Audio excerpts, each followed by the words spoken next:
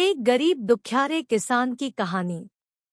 इस कहानी में एक रमेश नाम का गरीब व्यक्ति होता है जो अपने परिवार के साथ गरीबी से लड़ रहा होता है।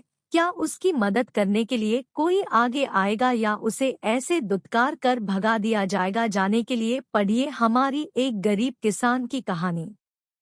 एक गांव में रमेश नाम का एक गरीब व्यक्ति रहा करता था जो बहुत मेहनती था और अपनी मेहनत के बल पर ही वह अपने परिवार का भरण पोषण कर रहा था। रमेश के पास थोड़ी सी खेती थी, उसी खेती को वह करके अपना घर गुजारा चला रहा था। खेती में उतना कर लेता था कि वह अपने परिवार का पेट बड़ी आसानी भर सकता था। और उसी गांव में एक अमीर शहजादा रहा करता था। शहजादे की पैतृक संपत्ति उसके पास थी, खेत खलियान संपत्तियां भी उसके पास में खूब सारी थी, बेशुमार धन दौलत सब कुछ था उसके पास। जितना बड़ा उसका खजाना था उतना ही छोटा उसका दिल था। वह मजदूरों से खूब काम तो करवाता पर पैसे के नाम पर उन्हें कम पैसे ही देता और साथ में उन्हें जिल्लत ए दुत्कारता भी था। वह बहुत बड़ा कंजूस व्यक्ति था, पर क्या करे, गरीबी के हाल ने मजबूर कर रखा था। आधा गांव उसके खेत खलियान में ही काम करता था। गांव के बचे कुछ लोग रमेश को देखकर बड़े हैरान होते थे कि यह इतनी सी थोड़ी सी जमीन में इतनी अच्छी फसल कैसे कर लेता है। उसी साल गांव में भयंकर तबाही हुई, खूब आंधी तूफान बारिश सब कुछ आया और सब कुछ तहस-नहस करके चला गया। उस गांव के हालत इतने बुरे हो चुके थे कि लोगों के पास खाने तक के लिए कुछ नहीं बचा था। राहगीर और एक पर्स की कहानी।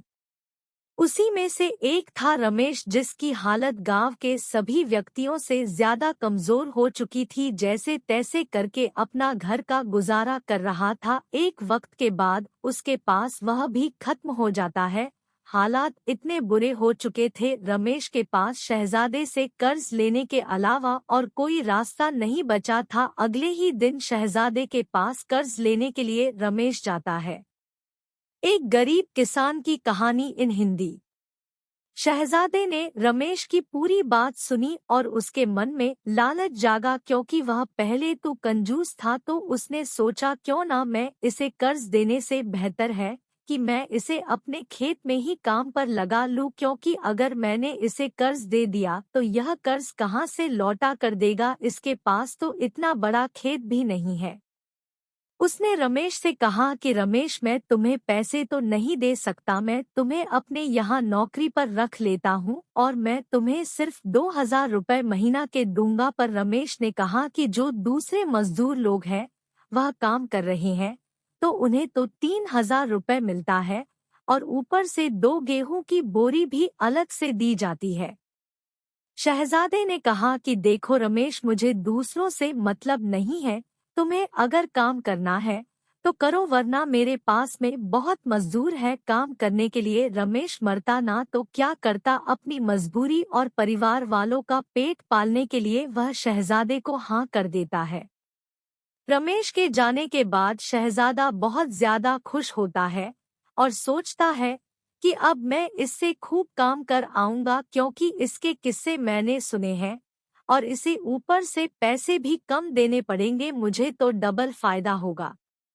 अगले ही दिन से रमेश शहजादे के यहाँ पर नौकरी करने लगता है। रमेश खेतों में खूब मेहनत करता और उसकी मेहनत के बल पर उसने 6 महीने का काम सिर्फ और सिर्फ 4 महीने में खत्म कर दिया। जब यह बात शहजादे को पता चली तो बड़ा खुश हुआ, लेकिन उसके अंदर बेईमानी का ईमान डगमगा गया।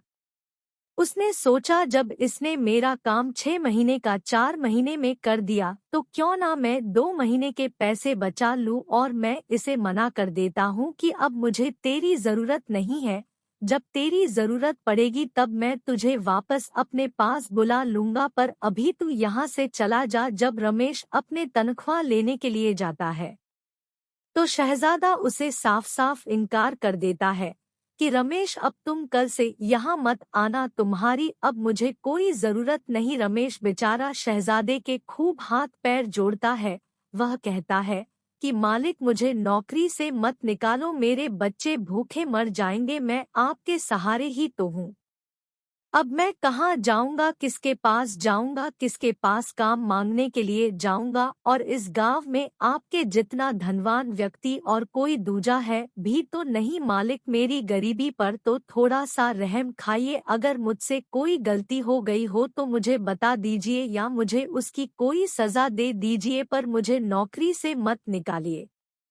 पर उस लालची शहजादे को अपने धनवान होने पर बड़ा घमंड था। उसने रमेश के आंसुओं पर बिल्कुल भी तरस नहीं खाया और उसे उल्टा दुत्कार कर भगा दिया और कहने लगा कि रमेश, अब तुम मुझे दोबारा यहाँ देख मत जाना। रमेश ने लाख मिन्नतें की, उसके पैर तक छू लिए, पर उसका दिल जरा सा भी ना पिघला।